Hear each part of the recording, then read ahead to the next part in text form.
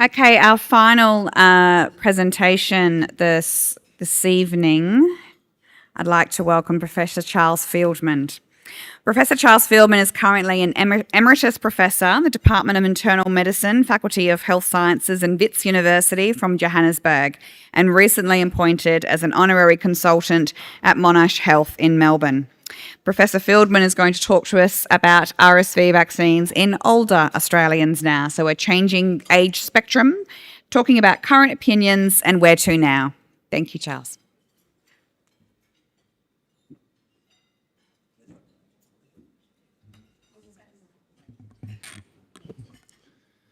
Thank you very much for the introduction and also for inviting me to be part of this symposium. I'm going to talk to you, as you've heard, on RSV vaccines, and I'm going to talk to you about its... Oh, okay. If I could try and get my slides up.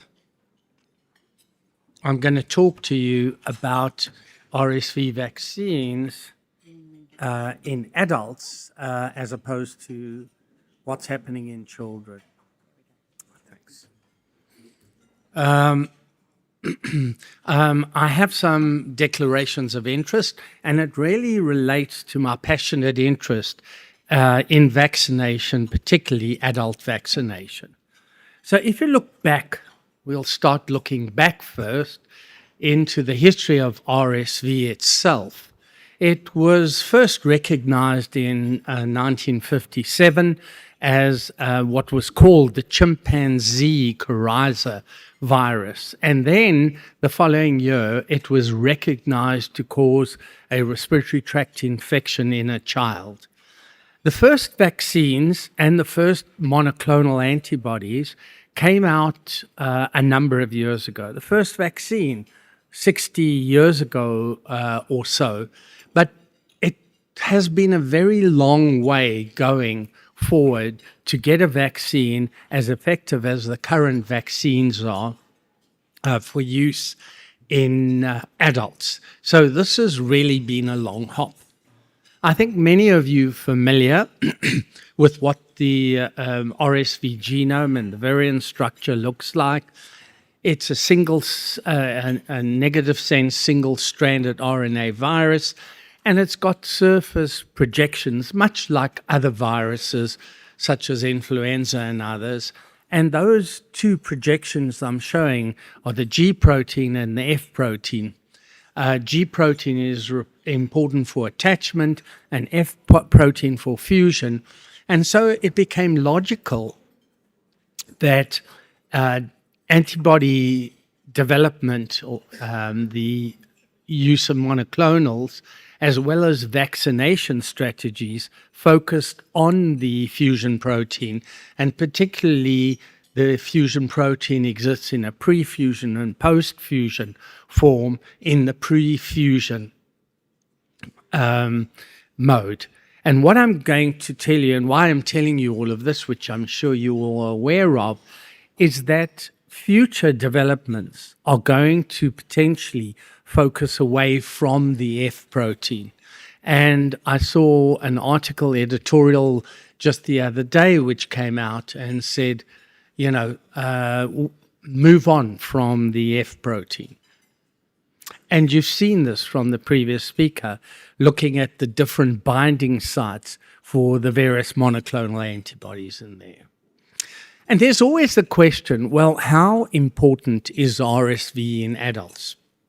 We know it's important in infants and young children. It was thought that adults did not get RSV infection. There is some degree of immunity that lingers on, and infections in adults occur frequently, possibly every year. And there's some degree of immunity that lingers on. So in many adults, the infection that occurs in adults is a very mild infection. They say that it's likely that all of you in the audience, I can't see any infants or children, so I assume you're all adults, have probably had RSV infection.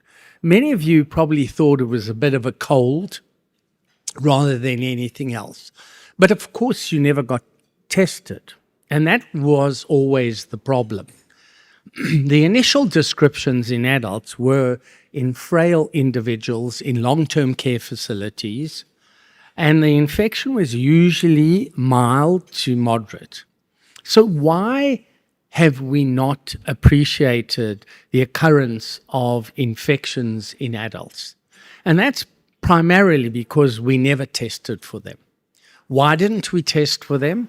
Well, there are a number of reasons. First of all, the opinion was that these infections don't occur in adults, so there's no point in testing for them. Secondly, in order to test for them in adults, you need really PCR, which is expensive and not available in all areas, because things such as antigen studies and so on are not nearly as sensitive as they are in children. And then it was also thought until really the last few years, what difference does it make if the individual has RSV? You can't do anything for it. There are no treatments for it. You can't prevent it. And so there's no point in knowing.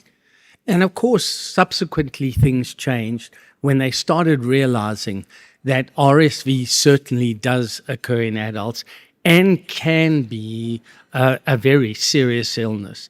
It's said actually at the current times that we've obviously got COVID, but other than that, it probably is the third commonest viral cause of pneumonia in adults.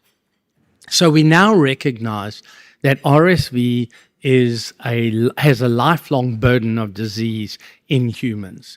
In children, obviously, there's a lack of immunity and a Th2, Th17 basis of immunity, which I'll come back to. This is a Th2 cytokine type, and that's an important risk factor for RSV infection. And in children, we often get the wheezing episodes, either recurrent wheezing or bronchiolitis itself or pre-asthma. And we know that RSV can be associated with what appears to be development of asthma in children, infants, and in later life. And in adults could be associated with exacerbations of conditions such as asthma.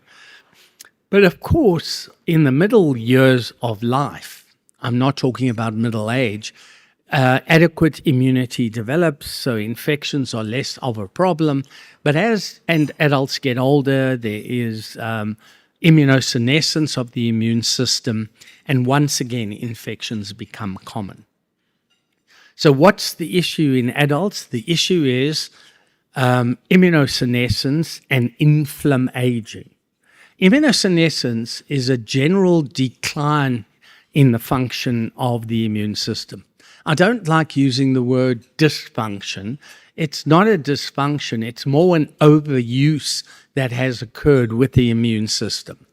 So what happens is the immune system is less efficient at dealing with various antigens, including RSV infections. It's almost like the immune system, as I said, has been used up. The number of memory B cells, naive memory B cells, is reduced. There's thymic involution and various other factors. So, and it's also associated with systemic inflammation. And these inflammatory changes release cytokines. Often the cytokines that are released switch the system over to a Th2 immune system, putting the adult at risk again, like an infant or child who has an immature immune system. And the other consequences of inflammation that occur because of the cytokines that are released, the type 2 pattern of cytokines, is things such as lipid disorders, chronic comorbid conditions, and malignancies as well as autoimmune diseases. So this is a slide that shows the mechanism. RSV infection can be associated with NLRP3 production, which skews the immune system through the CD4 cells into a type 2 profile with Th2 and Th17 phenotypes, and this in fact puts them at risk of increased inflammation from the infection and lung injury. So RSV pathogenesis in the respiratory system is now well described. As it gets into the upper respiratory tract, it impacts on the mucociliary clearance mechanism. It causes a shedding of the ciliated cells. It causes rounding of the ciliated cells. It causes the call-up of the adaptive immune system, including neutrophils and a lot of eosinophils. So this is associated with the wheezing episodes that may occur or exacerbations of asthma. There's also an influx or an increase in mucus secretion, and the combination of all these events, cell shedding, eosinophils, and other cell introduction into the airway and mucus production causes airway obstruction. And this may be associated with significant respiratory disease. And that's really just a cartoon of it. On the top, you could see rounded ciliated cells. You can see neck formation, which occurs in the neutrophils, with the neutrophils that are killed by the virus that aggravate all these processes. There are two other things that I'd like to speak just briefly about with regard to RSV that makes it a particularly hazardous virus. The first thing is that we know for the vast majority of pathogens that involve the airway and the respiratory system, you do get co-infections and superinfections. And if you look at this cartoon, you can see down the right-hand side a whole host of bacteria that can occur as secondary co-infection and superinfection organisms that occur during RSV infection. And these mechanisms of these are well described. I don't have time to go through all of this, but you can see in the slide itself.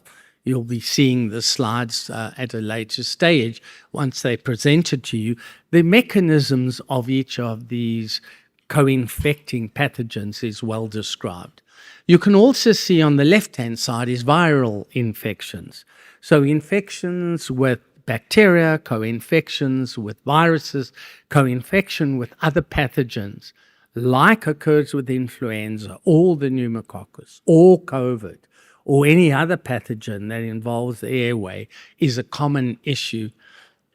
And studies have been done, including studies by Raina McIntyre in Australia, that have shown that the consequence of co-infections and superinfections is more severe disease, greater likelihood of need for ICU intervention of all sorts, and a greater mortality.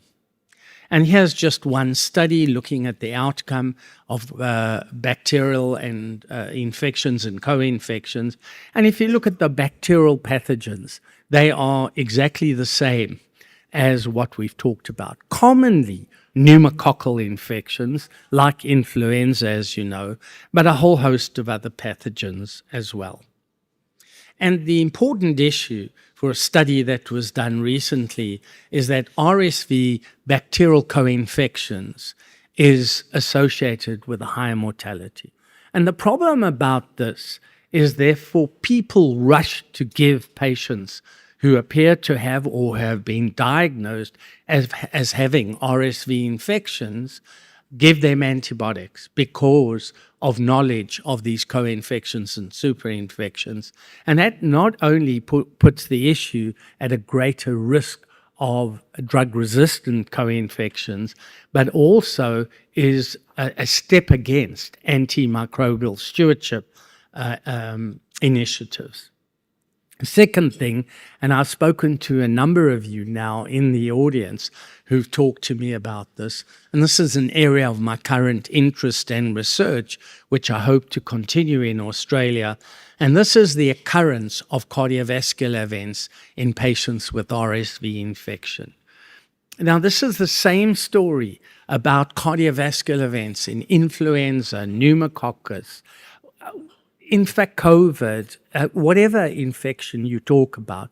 And as I was saying, I hate to admit it, but it was a cardiologist who pointed out the fact that many of these cardiac patients admitted to ICU following a myocardial infarct appeared to him to have what seemed maybe just to be a respiratory tract infection.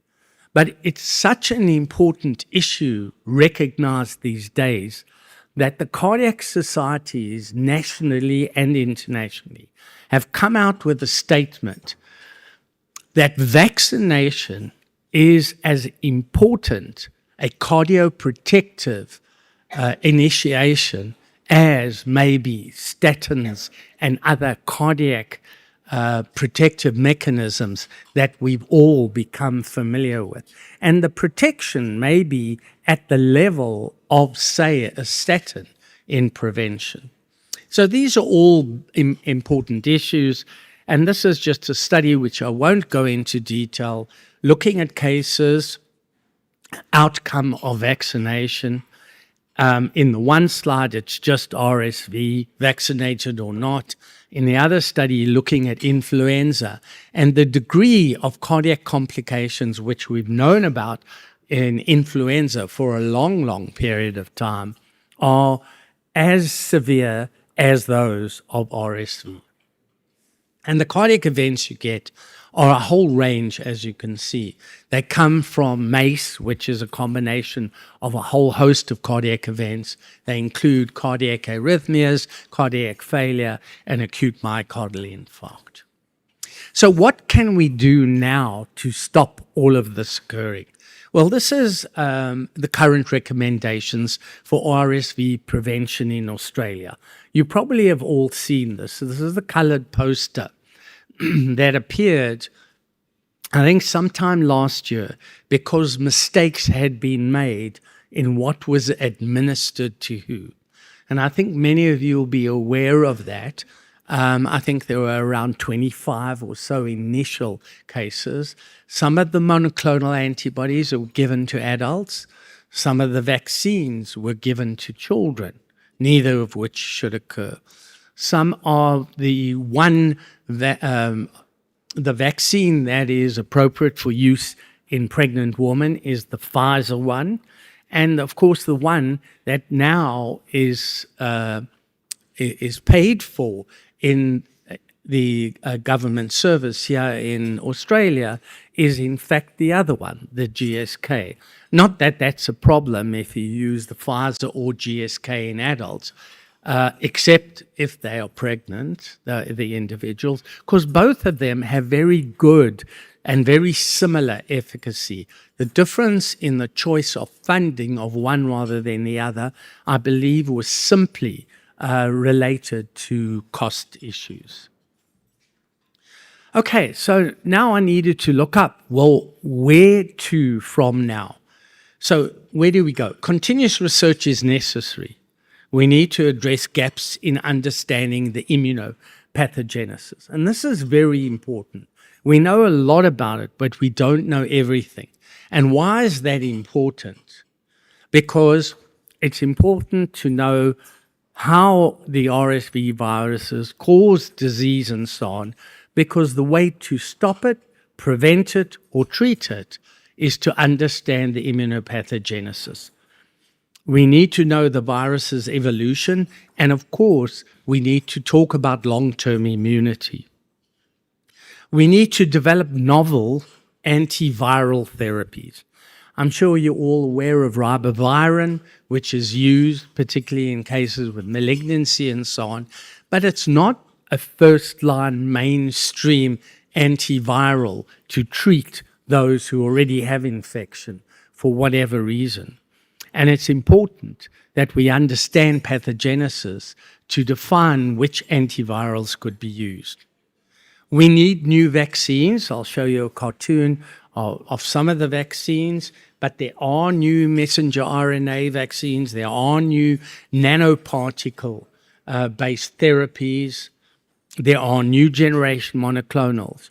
Not only do we need to develop additional good protective agents, but we need to develop some with long duration protection rather than with the need to repeat episodes of this. Further essential research is to develop a universal RSV vaccine. Haven't we been saying this for years with influenza? Don't want to target different clades or viral infections, want to target the core of the pathogen and get it sorted out. And combination vaccines, I was chatting to one of the colleagues about it, add in many other viruses or other pathogens in the vaccine for use. We then need to consider personalized strategies and ensure equitable distribution, as you've heard, and access to the RSV protective mechanisms. We need to educate healthcare workers. Particularly what I'm trying to do is the idea that RSV, yes, it's important to target children, without a doubt. Now we include pregnant women, but also the elderly. And future treatments, viral treatments, in this cartoon slide are numerous. Very few of those are for RSV. So new messenger RNA vaccines, new vector vaccines, and our quest is beyond the F protein. So thank you very much for your attention.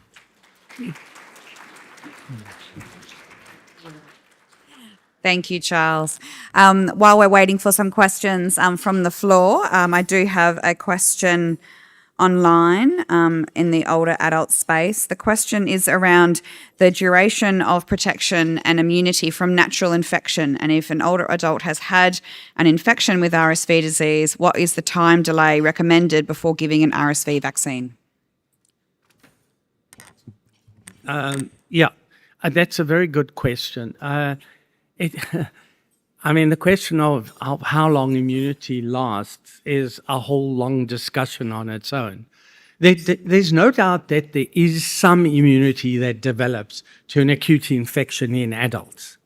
But the immunity wanes. It does not last beyond that current season. So, in fact, those individuals would need vaccination at the next offing. It's more or less like influenza. Influenza, I understand the virus changes a lot, but even if it didn't, the antibody development and so on wanes after up to, say, 6 months, and then there's very little protection. What was interesting, and a lot was learned with the COVID pandemic, because with the mechanical things that were introduced, hand hygiene, mask use, social distancing, the number of cases of RSV in many countries. In South Africa, there was no RSV season, there was no influenza season, nothing. And of course, we got paid back for that in the subsequent season. So yes, within the next year, even if somebody has had an infection, they are going to need the vaccine again. We have a question in the room over here. When will we be boosting our older people with RSV vaccines? That's also a very interesting question. That's the trouble with lecturing to learned people. Ideally, we would have thought, not ideally, no, that's a bad thing.